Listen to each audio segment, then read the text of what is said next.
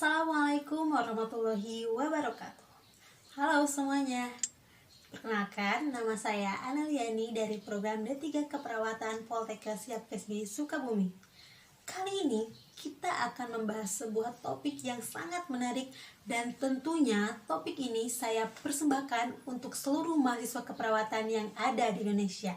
Beberapa waktu yang lalu, saya melakukan survei kepada teman-teman saya sesama mahasiswa keperawatan. Survei tersebut dilakukan untuk mengetahui apa alasan mereka memilih perawat sebagai kelanjutan dari karir mereka. Akhirnya banyak sekali jawaban yang terkumpul. Dari alasan tersebut, ternyata ada yang memilih perawat karena emang keinginan orang tua, ada juga karena itu merupakan cita-citanya dari kecil, dan ada pula yang cuma iseng-iseng saja ngikutin temen.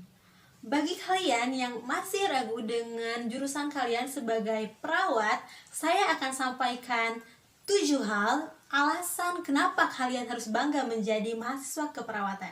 Yang pertama adalah perawat merupakan profesi yang menjanjikan di masa depan.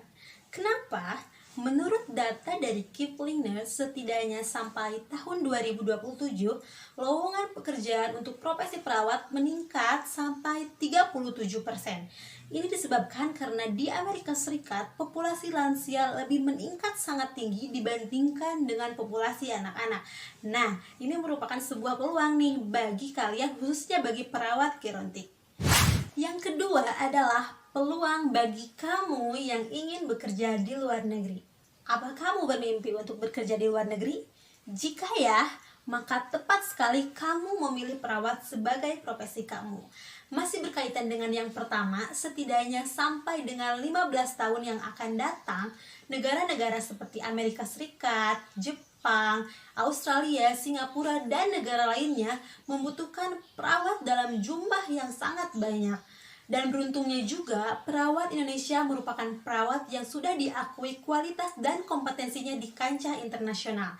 Nah, ini peluang sekali bagi kamu yang ingin bekerja di luar negeri. Silahkan kamu kembangkan kompetensi kamu, skill kamu, dan kuasailah bahasa asing. Dan yang ketiga adalah peluang bagi kamu yang ingin menjadi PNS atau pegawai negeri sipil. Karena untuk saat ini, perawat sudah mendapatkan promosi yang lebih banyak dari Kementerian Kesehatan Pusat ataupun Kementerian Kesehatan Daerah. Yang keempat adalah peluang bagi kamu yang ingin membuka praktek sendiri. Sekarang, perawat sudah diizinkan untuk membuka praktek sendiri. Biasanya disebut dengan praktek mandiri keperawatan.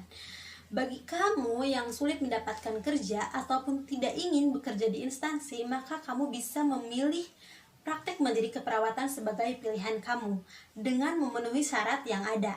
Yang kelima adalah merupakan peluang bisnis yang sangat besar.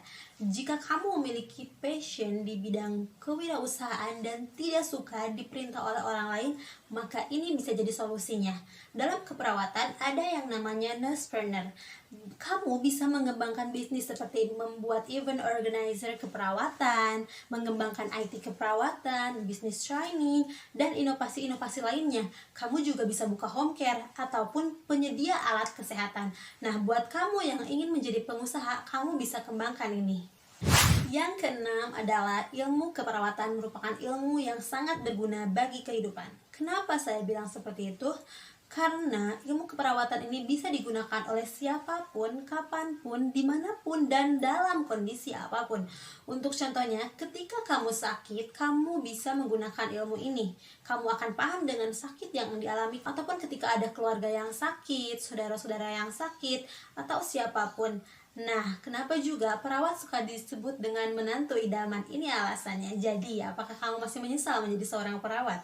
Dan yang terakhir adalah kita akan lebih memaknai arti kehidupan. Kenapa?